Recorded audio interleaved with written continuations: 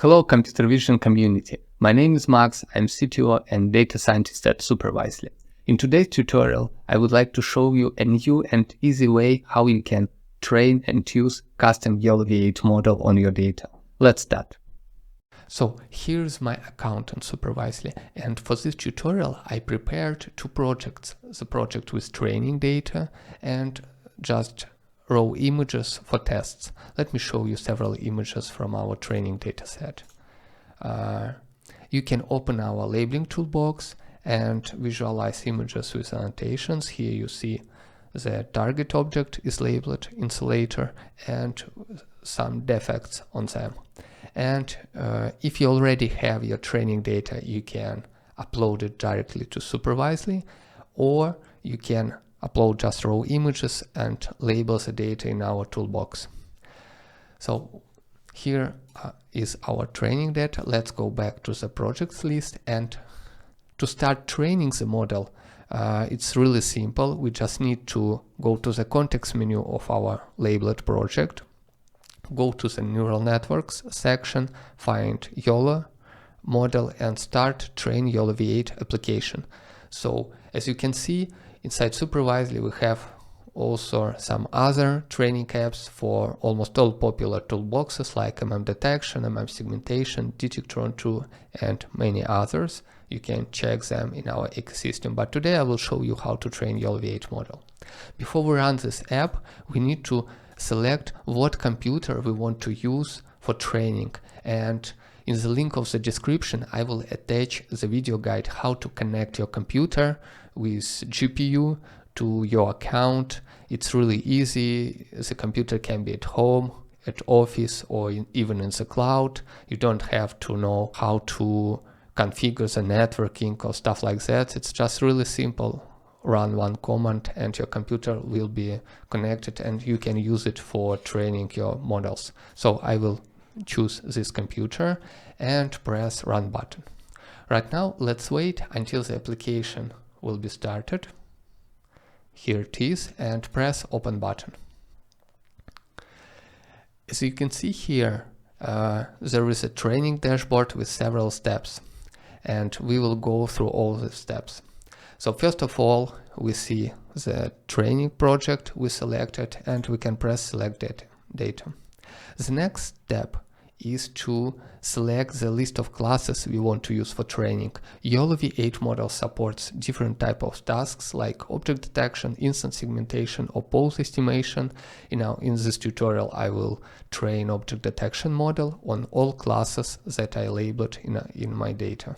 You also here will see the number of images with such objects and how many objects were labeled in our training dataset. It's quite convenient just to double check the statistics and distribution of your data. So let's select all these three classes and go to the next step. Here we should define training and validation splits, and our training dashboard supports different type of splits, like you can randomly split the data based on the tags assigned to the images or based on data sets. In my project I have two data sets, the training and validation data set.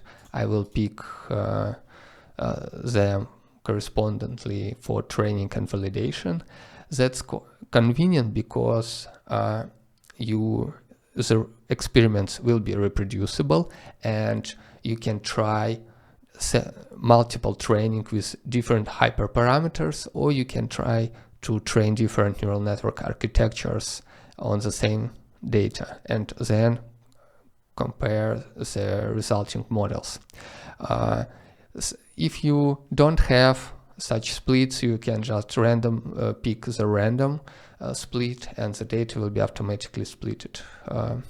So let's define the split and go to the next step. On this step we have to choose the model architecture that we want to train. So for example, YOLOv8 model supports several types of architectures like nano model, small, medium, large and extra large model.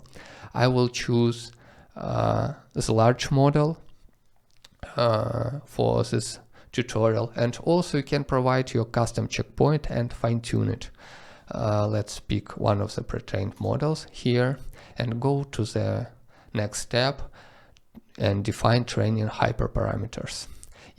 Right now, by default, we selected the fine-tune mode, and it means that our model will be initialized with the weights of publicly available model trained on Coco dataset.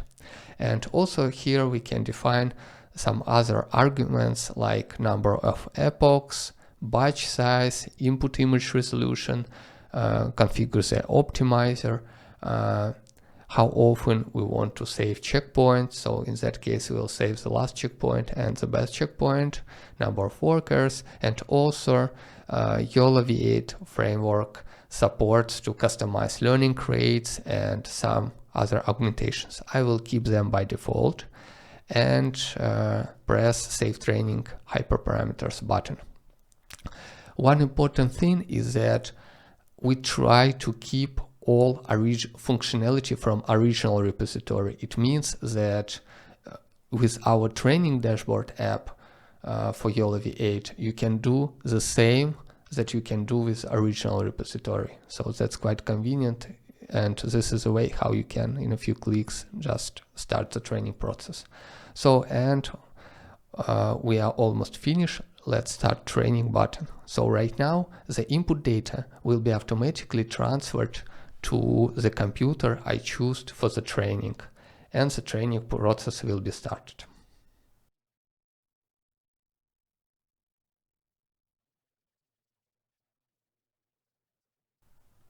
As you can see here, we can monitor the progress of our training in real time. So we see here the progress bar for the epochs, the progress bar for all iterations inside a single epoch, and we see some charts like training and validation losses and also precision and recall. And you see that training loss and validation loss becomes slightly decreasing over time. That's good for us, and precision and recall started to increase. That's also the nice signal that the model started to become smarter and smarter over the time.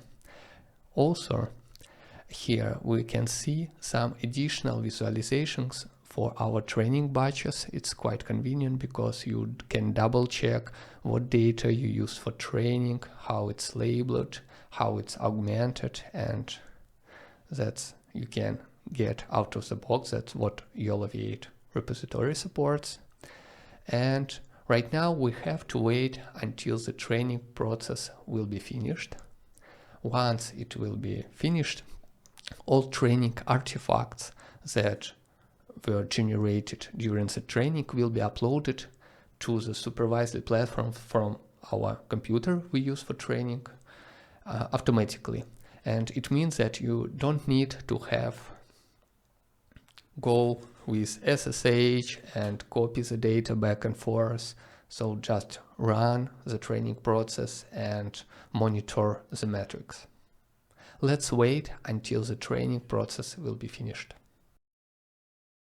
Right now the training process is almost finished, and we see that charts are more or less good, and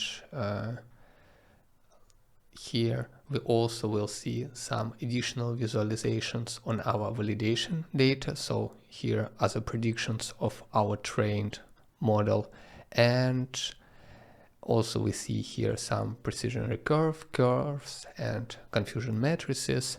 And right now you see that the process of uploading all training artifacts generated during the training started, and it will be done automatically. So all artifacts, including model checkpoints, will be uploaded to supervised platform back from your computer automatically. Let's wait until the process finished. So right now, as you can see, the training process is completed. Training artifacts are uploaded to team files, and we can open them.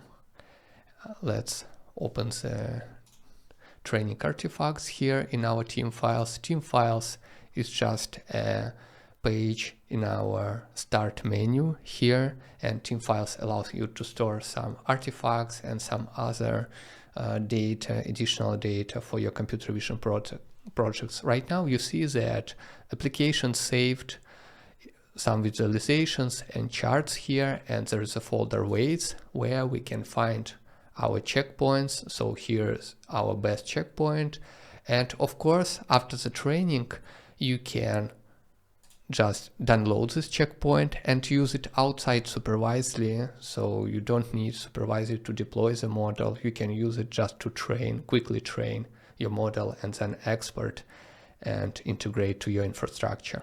Or right now I will show you some other nice features and tools that might be helpful during the data science research and in your project. Let's copy the path by clicking the copy path button.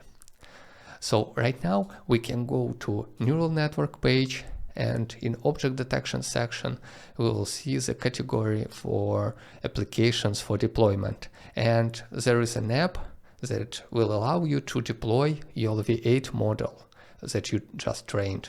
You just need to run this app, and before we run, we select one of the computers we connected to the platform that will be used for deployment. I will choose this one and press run button. Let's wait a bit until the agent will prepare application requirements and will start the app. Right now the application is started. Of course, we can deploy one of the publicly available pre-trained models and use them on our data. In this tutorial, I want to deploy the custom model here. I just need to paste the path to our checkpoint in team files. The task is object detection. Select the device I'm going to use for deployment and press serve button. Right now the model has been successfully deployed. Right now I want to show you several apps that will allow you to quickly and easily apply your model to your data. Let's go to the list of project. Here is our test project. Let's open it. And on the right sidebar, you will see the special panel where you can run the applications that are embedded into the labeling tool. Let me run this app that is designed for using any neural network inside the labeling tool. The application is started. You see that at the first step I need to connect to my model. Here's our deployed model, and just press connect button. Here we see, let me just move it a bit. So as you can see, there are several buttons here and tabs. We see once we are connected to the model, we see some basic information about it. Also, we see the list of classes the model can produce and the list of tags. For example, this model also assigns the tag confidence to every bounding box it predicts. And also we can configure additional inference settings like how to add predictions to the image, like merge or replace the existing one. Also, we can configure some confidence thresholds, intersection over union thresholds, and some other options that YOLOv8 framework supports. I will keep all these settings by default, and to apply our model, I just need to press Apply Model to Image button. And as you can see, the predictions automatically uploaded and visualized. And if we are not satisfied, we can correct them a bit, and this is how you can use your custom model to optimize the labeling process. Here we can go to the next image and apply the model again. Also, it's possible to apply model not to the entire image, but to the area on the image. So here, for example, I can create the class region of interest with the color, let's make it orange. And if, for example, I will select the area on the image, and then right now the bounding box is selected and the button slightly change. Right now we can apply model to this region of interest area. If I press this button, the model will be applied only to the area defined by this rectangle I put here. And this also convenient to analyze how model works on different resolutions and different scales. So let's undo the predictions, and in such manner you can go through all your images, apply model, see its predictions, maybe correct them manually. This is the first way.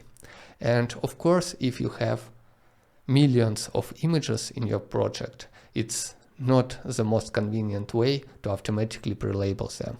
And let me show you another application. Before that, I will remove all annotations we just made. I will remove them, and let's go back to the list of projects.